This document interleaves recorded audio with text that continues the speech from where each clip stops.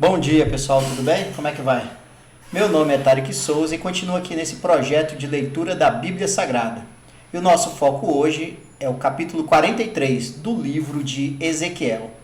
Vamos ver qual é a mensagem de Deus para nós nessa data? Deus volta ao templo. O homem me levou até o portão do lado leste, e eu vi que daquele lado vinha vindo a glória de Deus de Israel. A voz de Deus parecia o rugido do mar, e a terra ficou iluminada com a sua glória. Essa visão foi parecida com aquela que eu tive quando Deus veio para destruir Jerusalém.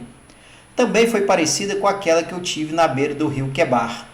Então, caí de comprido no chão.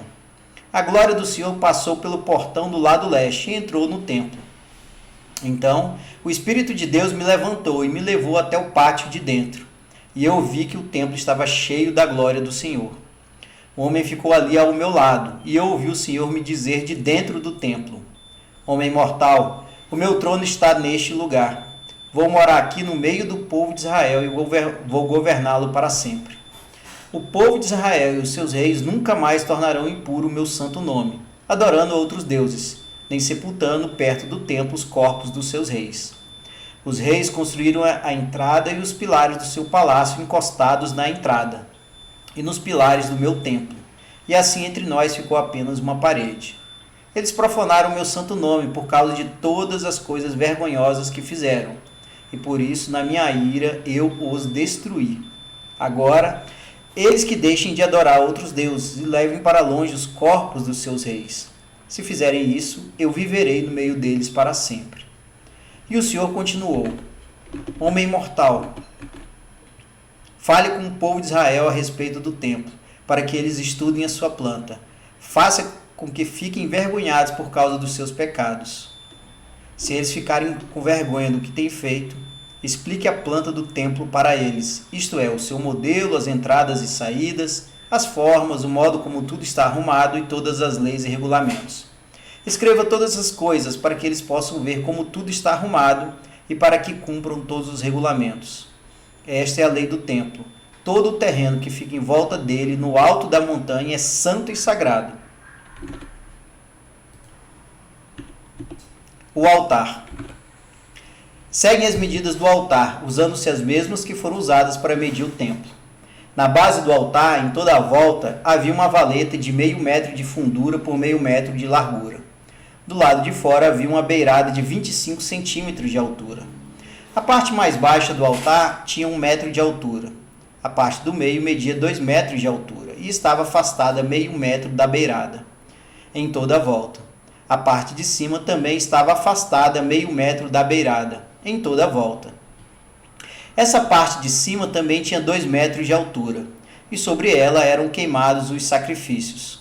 Os 4 cantos dessa parte eram salientes e virados para cima. A parte de cima do altar era quadrada, medindo 6 metros de cada lado. A parte do meio também era quadrada, medindo 7 metros de cada lado. Em volta dela havia uma beirada de 25 centímetros de altura. A valeta media 0,5 metro de largura. Os degraus do altar ficavam no lado leste. A consagração do altar. O Senhor Deus me disse: Homem mortal, escute o que estou lhe dizendo. Quando o altar estiver construído, você vai consagrá-lo, queimando sacrifícios em cima dele e borrifando nele o sangue dos animais que foram sacrificados. Só os sacerdotes da tribo de Levi, que são descendentes de Zadok, poderão vir até a minha presença para me servir. Eu, o Senhor Deus, ordeno isso. Você lhes dará um touro novo para oferecerem como sacrifício para tirar pecados. Você pegará um pouco do sangue desse touro e porá nas pontas da parte de cima do altar, e nas pontas da parte do meio do altar e em toda a volta das suas beiradas. Dessa maneira, você purificará o altar e o consagrará. Você pegará o touro que for oferecido como sacrifício para tirar pecados e o queimará no lugar marcado fora da área do templo. No dia seguinte, você pegará um bode sem defeito e o oferecerá como sacrifício para tirar pecados. Purifique o altar com o sangue dele, do mesmo modo que você tiver feito com o sangue do touro. Quando terminar essa parte, pegue um touro novo e um carneirinho, os dois sem defeito, e traga-os para mim, o Senhor. Depois de matarem os animais, os sacerdotes espalharão sal sobre eles e os queimarão como oferta para mim. 7 dias em seguida você oferecerá um bode, um touro e um carneirinho como sacrifícios para tirar pecados. Esses animais não devem ter nenhum defeito. Durante 7 dias, os sacerdotes consagrarão o altar e o aprontarão para ser usado. Depois dessa semana, os sacerdotes começarão a oferecer sobre o altar as ofertas que serão completamente queimadas e as ofertas de paz trazidas pelo povo. Então ficarei contente com todos vocês. Eu, o Senhor Deus, falei.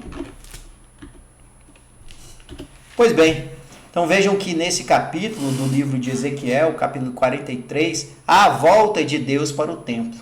Se nos capítulos anteriores Deus deixou o templo, nessa visão, Ezequiel vê a presença de Deus no templo.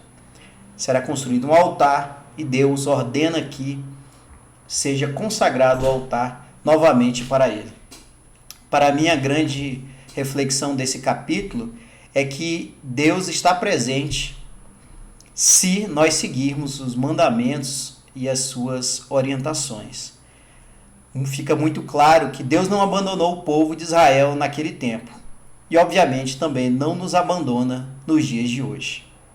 Era isso, pessoal. Um grande abraço e até mais.